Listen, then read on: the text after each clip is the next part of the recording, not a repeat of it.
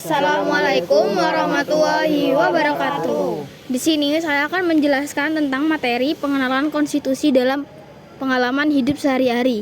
Sebelumnya kalian tahu gak itu konstitusi apa? Konstitusi itu apa?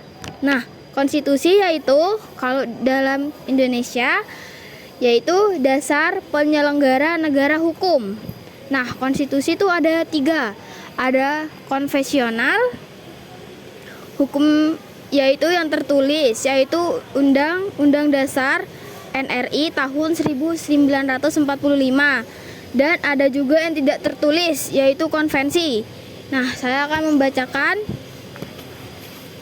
kedudukan dan bentuk konstitusi, yaitu yang ke-1, Undang-Undang NRI tahun 1945 adalah konstitusi Indonesia atau hukum dasar tertinggi, terdiri bagian tertulis, yaitu ada tidak tertulis, konvensi, dan hukum dasar tertulis. Hukum dasar tertulis ini telah mengalami beberapa kali perubahan amandemen. Nah, Undang-Undang Dasar itu sudah beberapa kali diganti atau diubah. Ada yang boleh diganti dan ada boleh yang tidak. Nah, yang boleh itu pembuka tidak boleh. Pembuka tidak boleh diganti. Isi atau pasal-pasal boleh diganti, penutup boleh diganti. Dan sejarah singkat tentang amandemen. Setelah proklamasi kemerdekaan, Undang-Undang Dasar NRI tahun 1945 disahkan pada 18 Agustus 1945. Pernah tidak berlaku sejak 27 Desember 1949 ketika berlaku di Indonesia menggunakan konstitusi RIS, dan kemudian undang-undang sementara yaitu 1950. Undang-Undang NRI tahun 1945 berlaku kembali secara utuh. Yang kedua yaitu sejarah singkat dan amandemen. 1. Setelah proklamasi kemerdekaan, Undang-Undang Dasar NRI tahun 1945 disahkan pada 18 Agustus 1945.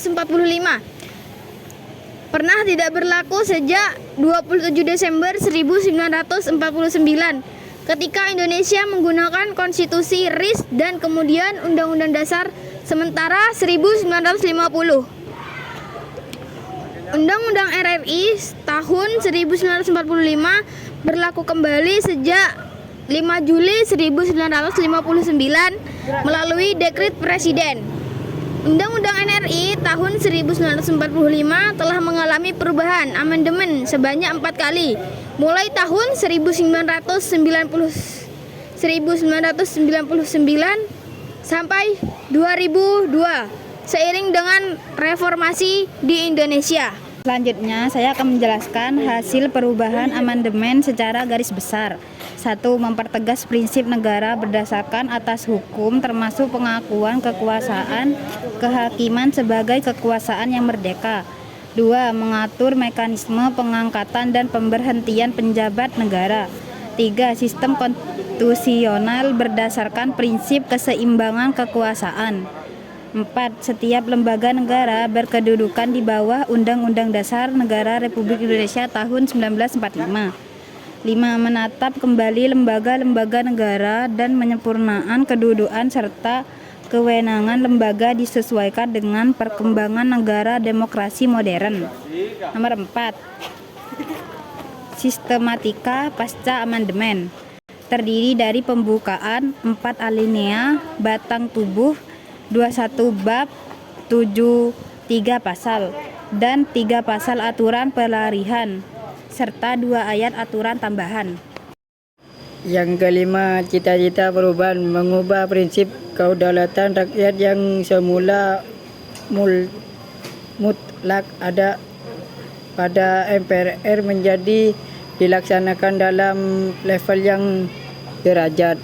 Memperkuat posisi lembaga negara sebagai pelaksanaan kedaulatan rakyat dalam lingkungan wewenang yang dimiliki, mewujudkan negara yang memiliki kekuasaan besar mengawasi dan mengimbangi cek ad Blastes dengan prinsip saling mempercayai dan yang hendak dibangun atas dasar demokrasi.